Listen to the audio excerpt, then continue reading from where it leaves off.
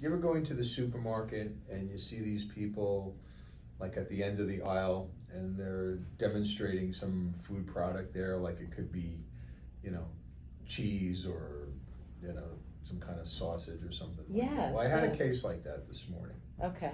So I had this lady who, she was a product demonstrator for a well-known Long Island restaurant, which will remain nameless at this point. Okay. And, you know, she was told that, well, she got hurt when she was making a demonstration. She went to empty an ice tray or something in the back room at the supermarket, and she fell and she broke her shoulder. And she was told that she was not considered an employee, and she was an independent contractor, and therefore that would take it out of workers' comp. She'd be on her own. She'd be responsible for her own medical bills and wouldn't collect lost wages. So I was arguing that the restaurant had enough direction and control over her that would make her an employee as opposed to an independent contractor. So it was an interesting case today. Yeah, yeah. Wait, so, like, was she hired by an outside firm to go in there, or they had hired her? They hired her directly. Okay. And they set her wage, which was $20 an hour. Okay.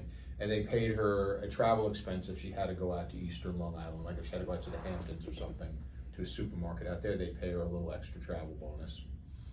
And she had to wear a baseball cap that had the restaurant's logo on it and an apron that had the restaurant logo on it.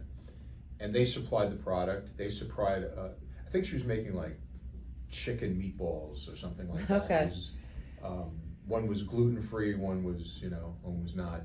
And the restaurant supplied an electric skillet that she used. And they had little like placards to set up on the table there, and a tablecloth with the restaurant logo, and some recipe cards, things like that.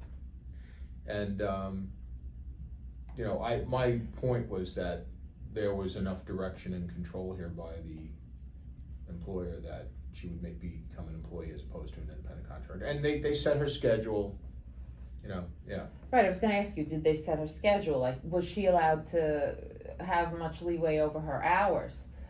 Well, she could, but this was basically, it was a 4-hour shift. Okay. On Saturdays and Sundays at whatever supermarket the restaurant wanted her to go to. Right, so basically it seems like there was sufficient factors to establish employment, because the only thing she really did was say, okay, I'll come on these days. Right. And everything else, it seems like they you know, they supplied all the goods. She had to wear a uniform. They didn't take taxes out. Okay. You know, which is, that's not dispositive of the case.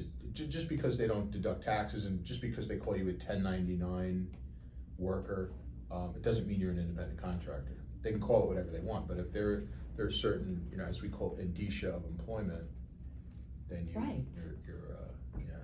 Right. And that goes into many different areas of work. I mean, this was just one small instance of that. You know, there were delivery Definitely. people, drivers, salespeople. Definitely. So if you have any questions about the status of your employment, and you're not sure whether you're an independent contractor or an employee, you should give us a call.